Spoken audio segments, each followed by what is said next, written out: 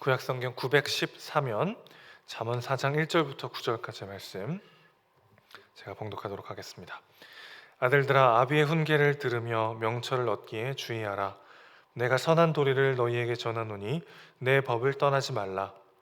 나도 내 아버지에게 아들이었으며 내 어머니 보기에 유약한 외아들이었노라.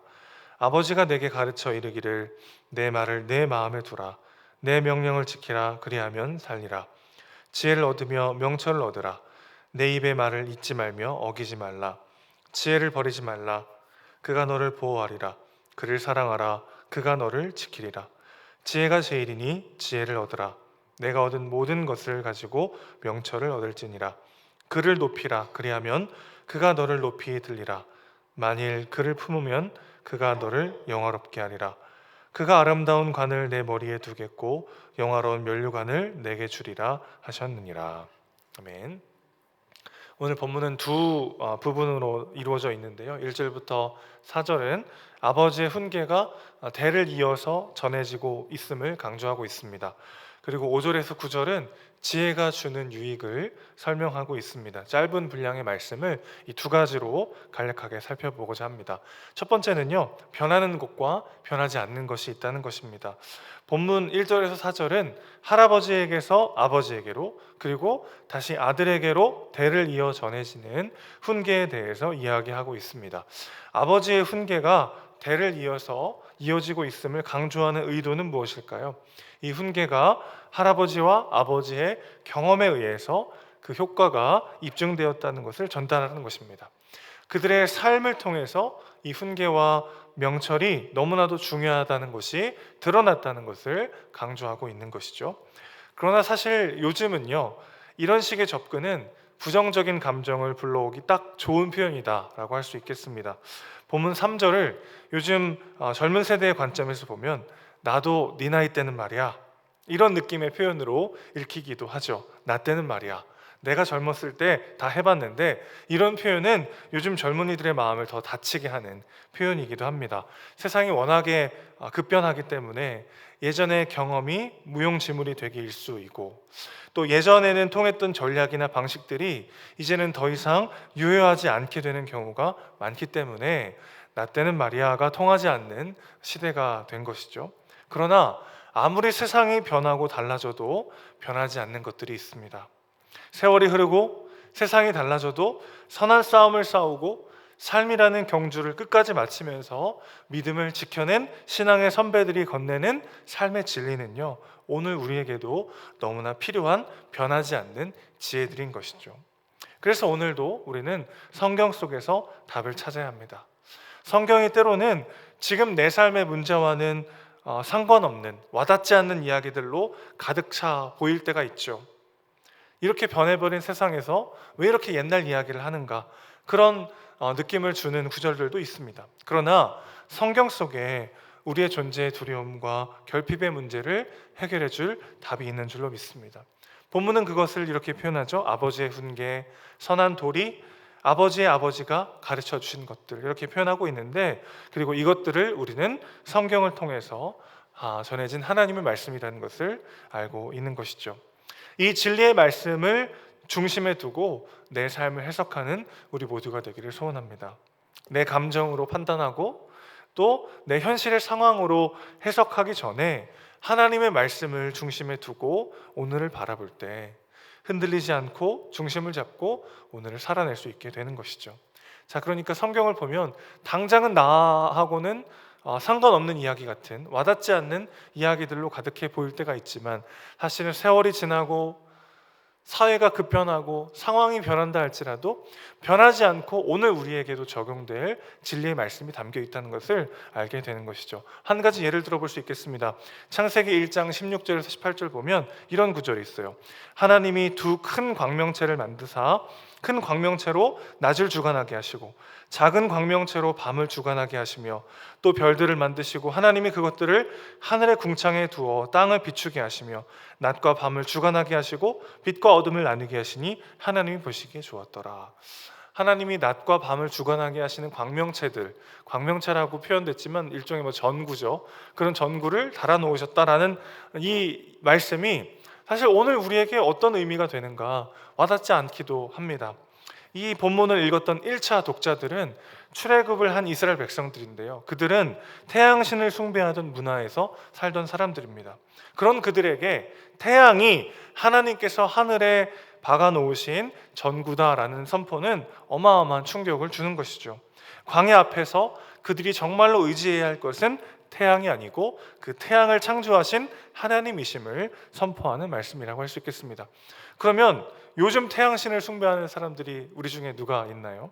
아무도 없죠. 그럼에도 불구하고 참 상황이 많이 변하고 많은 것들이 달라져 있는 요즘이지만, 요즘 우리 마음속에도 마치 내 인생을 찬란하게 비춰줄 것처럼 여기는 것들이 있죠. 나만의 태양처럼 내 삶을 빛나게 해줄 것처럼 여기며 섬기고 있는 것들은 우리 안에 끊임없이 생겨나기 마련입니다. 그러나 우리는 기억해야 하죠. 그것들은 하나님이 아닙니다. 그것들은 우리 인생을 비춰주고 지켜줄 수 없습니다. 하나님께서 창조하신 것들에 불과하죠. 하나님께서 우리에게 다스리고 관리하라고 주신 도구에 불과하다는 것입니다. 그러니 여전히 우리에게는 태양과 별을 만드신 하나님을 기억하며 경외하는 것이 너무나도 중요한 진리인 것이죠. 세상이 변하고 내가 처해 있는 상황과 환경이 달라지고, 그래서 성경에서 이야기하는 것들이 와닿지 않는 것처럼 여겨진다 할지라도 변하지 않는 진리가 있다는 것을 기억해야 합니다. 세상이 아무리 달라져도 결코 변하지 않는 삶의 본질과 진리가 오늘 우리에게 성경 말씀으로 전해지고 있다는 것이죠. 그렇기 때문에 오늘 우리는 다시 한번 성경 속에서 답을 찾아야 할 줄로 믿습니다. 우리 아버지의 아버지들을 삶 속에서 구원하시고 하나님의 지혜로 인도하셨던 그 생명의 진리 말씀이 오늘 우리에게도 전달되었습니다. 이 말씀 안에서 우리 삶의 모든 답을 찾는 우리 모두가 되시기를 주님의 이름으로 축원합니다. 두 번째입니다. 하나님의 지혜는 우리의 전부를 걸어서라도 얻어야 하는 것입니다. 7절 말씀을 다시 읽겠습니다. 지혜가 제일이니 지혜를 얻으라. 내가 얻은 모든 것을 가지고 명철을 얻을지니라. 내가 가진 모든 것으로 값을 치른다고 해도 명철을 얻으라고 이야기하고 있습니다. 우리가 가진 모든 것으로 값을 치른다는 것은 어떤 의미일까요? 우리가 하나님의 지혜를 원한다면 그 값을 치러야 합니다. 삶을 이해하고 해석하는 우리의 생각들이 바로 그 값이라고 할 수 있겠어요. 무엇이 나를 가치 있게 만드는지에 관한 우리들의 신념들이 그 값이라고 할 수 있습니다. 우리에게 주시는 하나님의 말씀 안에 지혜가 담겨 있죠. 그러나 그 지혜를 얻으려면 내가 가진 전부를 내어놓아야 합니다. 내가 믿고 의지하고 신뢰하던 모든 가치와 신념들을 내려놓을 때 그 지혜는 8절처럼 내 안에 들어와서 나를 지키고 보호하고 높이며 영광을 누리게 하는 것이죠. 예전에 주일학교 때 달란트 잔치 이렇게 하면요, 성경적이진 않은데 달란트 가지고 이렇게 경매했던 기억이 납니다. 뭐 이렇게 상품을 선생님들이 이렇게 들면은 뭐 5달란트요, 10달란트요. 굉장히 성경적이지 않은데 그런 이제 재미삼아 달란트 잔치 때 했던 경매가 생각이 나는데요.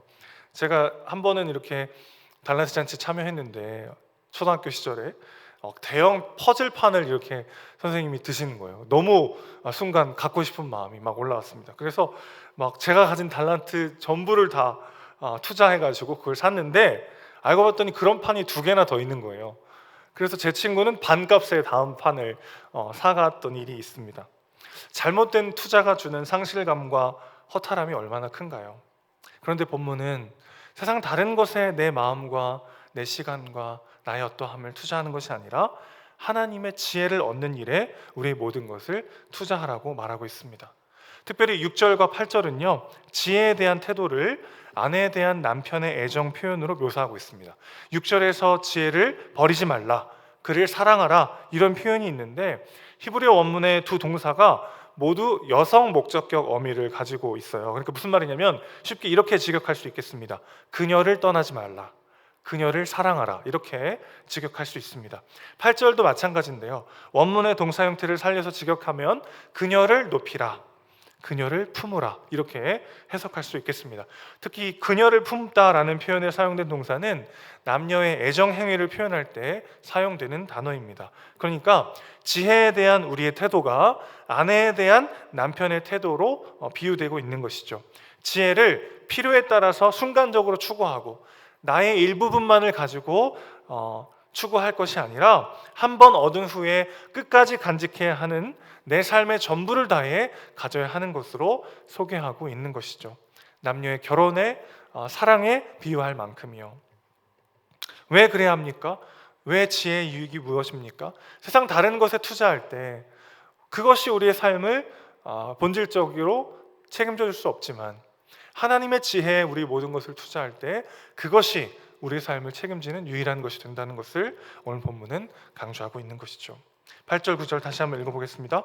그를 높이라, 그리하면 그가 너를 높이 들리라. 만일 그를 품으면 그가 너를 영화롭게 하리라. 그가 아름다운 관을 내 머리에 두겠고 영화로운 면류관을 내게 주리라 하셨느니라. 아무리 지혜를 의인화된 표현이 잠언에 많이 나온다고 해도 이건 좀 지나친 표현이 아닌가 싶을 수 있을 것 같아요. 그러나 이 말씀은 단순히 지혜로운 자가 세상에서 높은 자리, 또 영화로운 자리를 차지하고 아름다운 관을 쓰게 된다는 단순한 약속이 아닙니다. 나를 가장 높은 곳으로 초대하시기 위해 가장 낮아지신 분, 아름다운 관을 내 머리에 두시기 위해 친히 가시 면류관을 쓰신 분, 하나님의 지혜 자체이신 그리스도 예수와의 연합이 주는 삶의 축복을 노래하는 말씀인 것이죠. 우리의 전부를 걸어서 그리스도를 얻어야 하는데 사실 그분이 자신의 전부를 걸어 우리를 사셨습니다. 그래서 우리 모두는 그리스도의 것이 되었습니다. 그가 내 안에, 내가 그 안에 거하는 삶을 살게 된 것이죠. 그래서 나의 전부를 다해 지혜를 사는 것이 중요하지만 사실은 그 지혜의 근본이시요 그 지혜 자체이신 그리스도께서 자신의 전부를 다해 우리를 사셨기에 우리는 이 진리가 주는 자유와 생명과 담대함을 누리며 오늘을 살 수 있게 된 것입니다. 세상 다른 것에 나의 시간과 물질과 마음을 투자하는 것이 아니라 하나님의 지혜, 그 지혜의 현현이신 그리스도께서 나를 사심으로 우리가 그 지혜의 근본이요 그 지혜와 함께하는 삶을 살 수 있게 되었다는 것을 기억하고 하나님의 지혜의 말씀에 따라 오늘 하루를 살아가는 우리 모두가 되기를 소원합니다. 그 지혜가 주는 세상에 빼앗을 수 없는 평안과 담대함과 소망을 누리시는 오늘 하루가 되시기를 주님의 이름으로 축원합니다. 아멘. 기도하겠습니다. 아버지 하나님, 세상이 변하고 있고 도저히 따라갈 수 없을 만큼의 너무나도 많은 변화들이 우리의 삶에 다가올 때마다 어디를 향해 나아가야 할지 방황하고 두려움에 초조함에 빠져 있을 때가 참 많음을 고백합니다. 그러나 급변하는 세상 속에서도 변하지 않는 진리가 있음을 다시 한번 경험합니다. 우리에게 주신 이 말씀 안에 우리의 삶의 본질적인 답이 있음을 기억하고 이 말씀으로 오늘 하루를 살아내는 우리가 되기를 소원합니다. 그렇게 자신의 전부를 다 투자해서 얻어야 하는 그 지혜, 오히려 그 지혜 대신 예수께서 자신의 전부를 다해 우리를 사셨고 우리가 주님 안에, 주님이 내 안에 거하시며 세상이 끊을 수 없는 소망과 담대함과 은혜를 우리에게 허락하시는 그 하나님을 신뢰하며 담대히 오늘 하루를 살아내는 우리 모두가 될 수 있도록 아버지 우리의 몸과 마음을 주관하여 주시옵소서. 우리 사랑이시고 주인이신 예수님의 이름으로 기도합니다. 아멘.